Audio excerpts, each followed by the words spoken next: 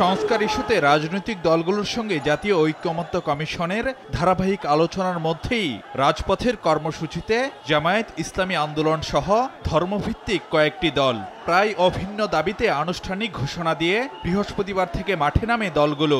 সংসদের দুই কক্ষে পিআর পদ্ধতিতে ভোট, জুলাই সনদের ভিত্তিতে নির্বাচন, জাতীয় পার্টি 14 দলের কার্যক্রম নিষিদ্ধের মতো ইস্যুতে তোলা হয় জোরালো আওয়াজ।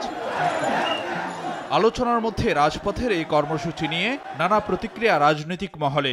এটিকে অহেতুক চাপ সৃষ্টির চেষ্টা হিসেবে দেখছে বিএনপি। তবে মাঠের বক্তব্যের জবাব মাঠেই দিতে চায় দলটি। ঐকমত্য কমিশনের আলোচনার সূচিতে না থাকলে সেই বিষয়ে ঐকমত্য কমিশনের আওতাভুক্ত কোনো বিষয়ে আমি কথা বলতে পারি, কিন্তু এই বিষয়ে কথা বলতে পারি না। তবে রাজনৈতিক বক্তব্য হিসেবে কোনো দল মাঠে যদি সেই দাবি উত্থাপন করে, আমরাও গণতান্ত্রিক প্রক্রিয়ায় তার বিপক্ষে আমাদের যা বক্তব্য আছে সেটা আমরা রাজনৈতিক মাঠে ময়দানে দেব।